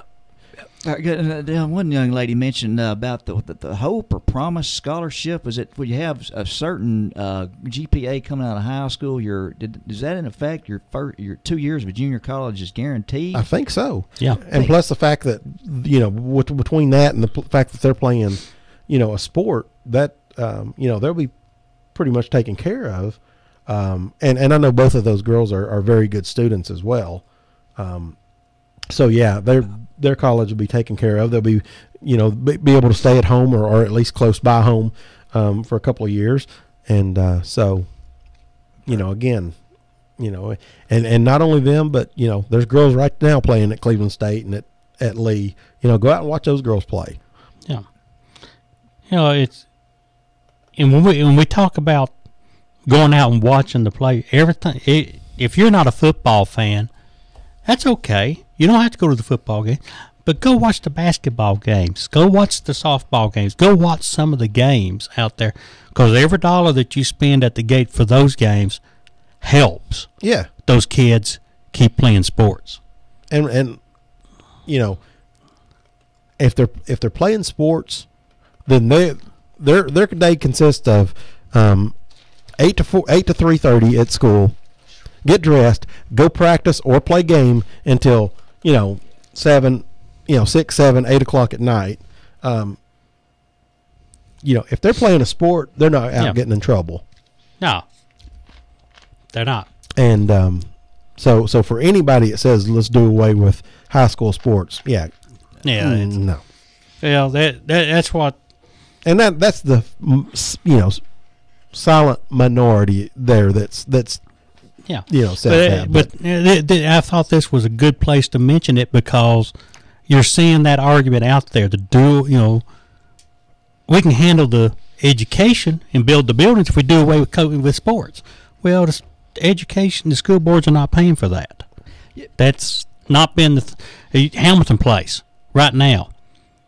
They don't have grandstands to speak of. Even Hamilton. East Hamilton. East Hamilton, East Hamilton. Yeah, there's no grandstands at Hamilton Place. East Hamilton. But the reason is that the parents have to find the funding for those grandstands on their own. The school board, the baseball field, they got the priority because they needed lights there. So right now their funding priorities come up with the money to put lights up at the baseball field over the grandstands on the football field. I tell you, I drove by Silverdale Academy. I can't remember what the situation was. That place is a show place. Yeah, but again, you're looking at there. You're talking about a private school, correct? Private school within a 5-acre area. You've got you got the football, the state of the art. The grass was still green. I mean, I can't remember exactly what brought the circumstance over there, but. We talked about back when Truett Junior High was the first year 76-77 school year. I think it was a decade before they had the first bleacher out there, the first temporary bleacher that I can remember on the football field. Baseball, I don't think it had anything either. My whole 3-year run there, 7th, 8th, and 9th, I don't even think it had a. I think I was there in 91 or 90. No, wait. 89-90 would have been my 9th grade year there, and there was an outfield fence then. Wasn't that right? Still wasn't out. I mean, you hit a ball, you ran until it. What was that? It was a home run. You just kept going. On the bases. It was just barely had a foul pole out there. I think, and that was where I retired from swinging a bat on that very field. Tommy, another 5 minutes left to show here. I was 1 for 3 in an intramural softball game, so I retired. Last time I've swung a bat in a game in official capacity, so I retired 333 hitter. There you go.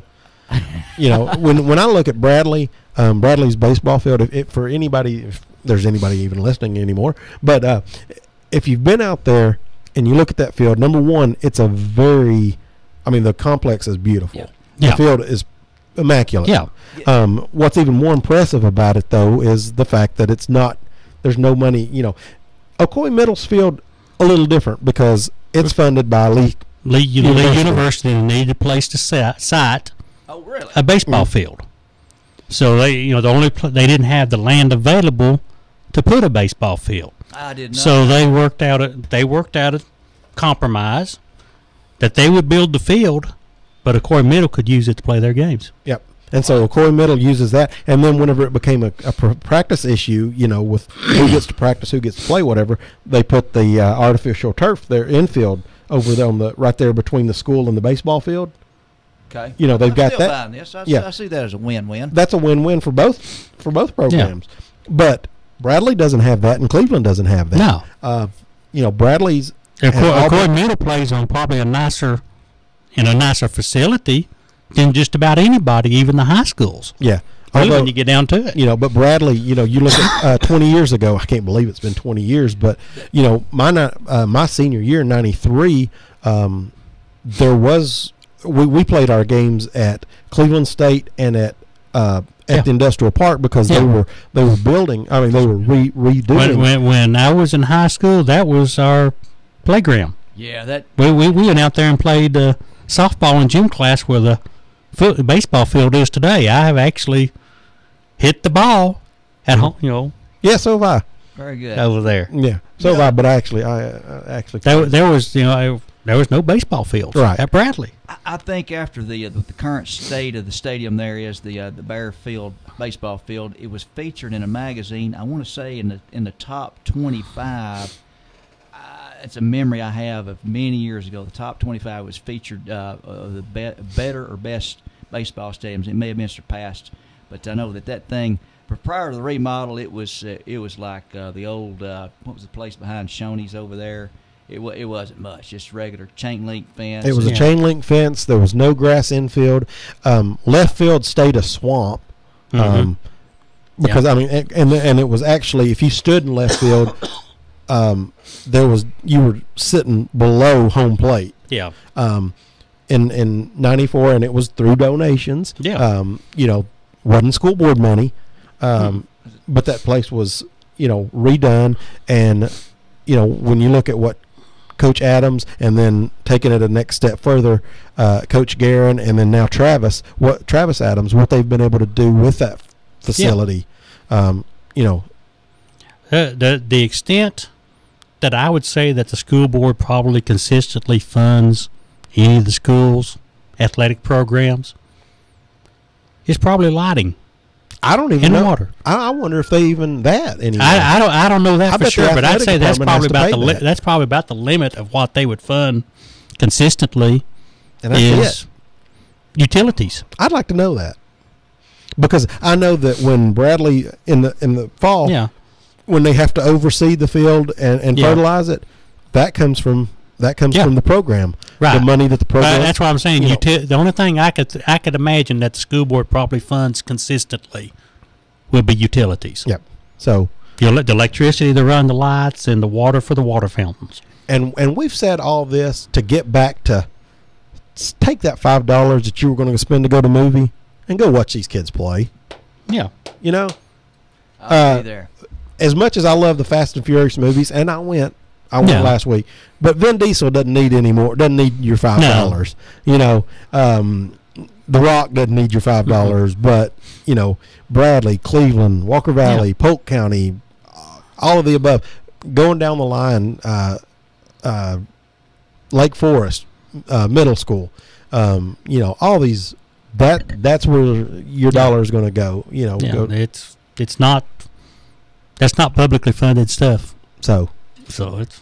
I'm glad I came in tonight. I've learned that the dome, Cleveland High School dome, crumbled before Truett Junior High, now known as Lake Forest, fell into the swamp that it's built. That's true, because we've been hearing for years that Truett was going to fall into the swamp. It was going to sink. It was just going to sink. It didn't beat it out by much here. A couple of years, I guess, the dome project's been going on. But I will say, I think they was talking about the dome having the problems first early on. About the time they built Cleveland High School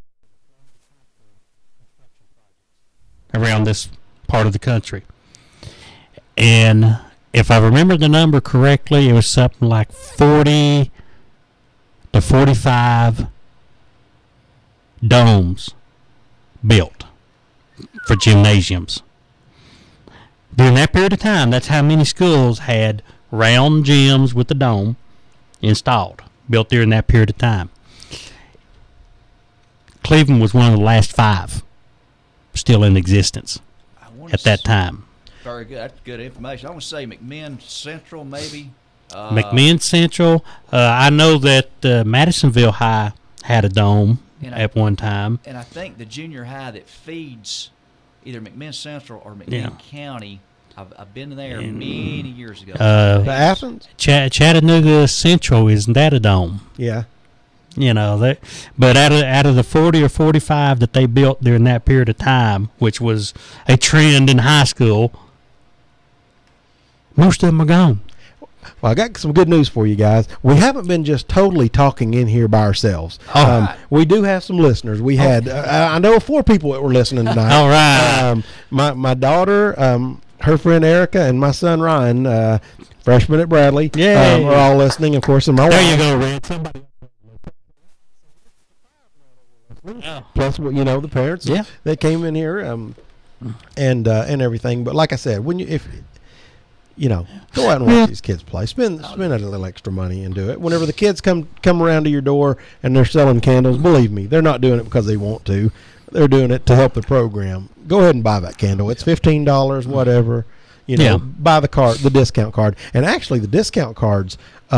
Our local merchants. That's before we go here. You got to think those, because I mean, when you look at it, there's on the 2 that were sold this year, like for Bradley. I can't speak for the other schools, but I'm sure they're the same.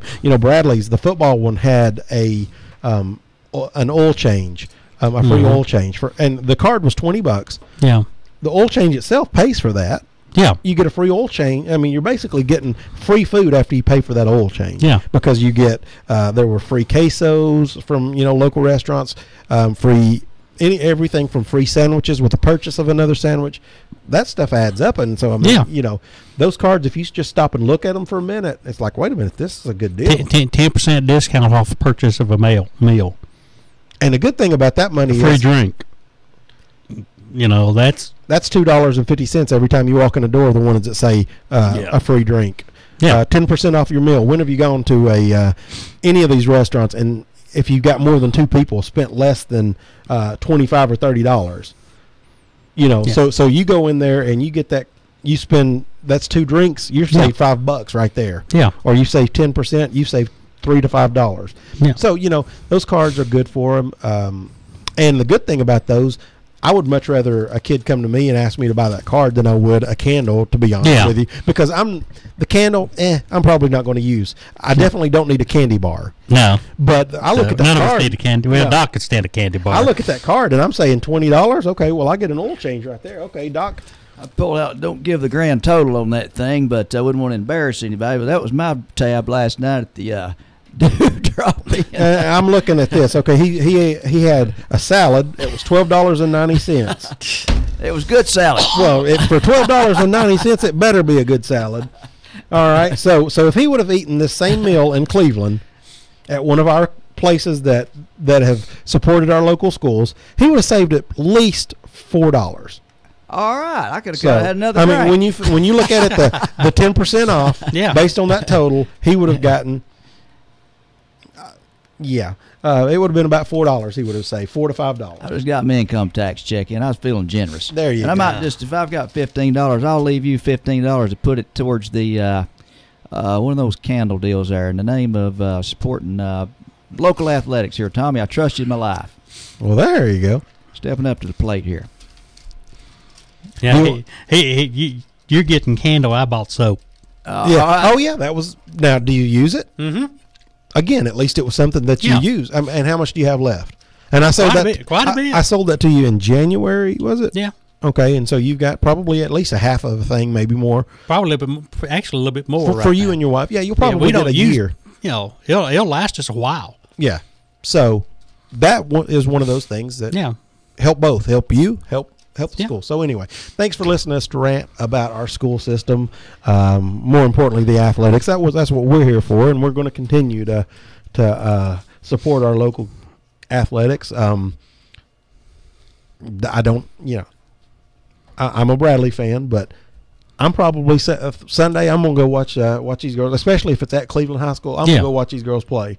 I'm gonna put my money where my mouth is. Yeah. So Yeah, and I was very impressed. Well-spoken young ladies, and the little gal there, knocked 9 of them out of the park. yes, Career to date, Cleveland's all-time home run leader. Wow, yeah, I'm impressed. and Good job. Go she did, girls. I think she had 3 of those as a freshman. Wow. So yeah, so she definitely they've had a great career, and look forward to them continuing a great career. So anyway, Go girls. Everybody, thank you for listening. We'll be back next week with you, and we'll be talking more sports. Locally, we'll try to keep up with. I'll have a Ryan Castile update.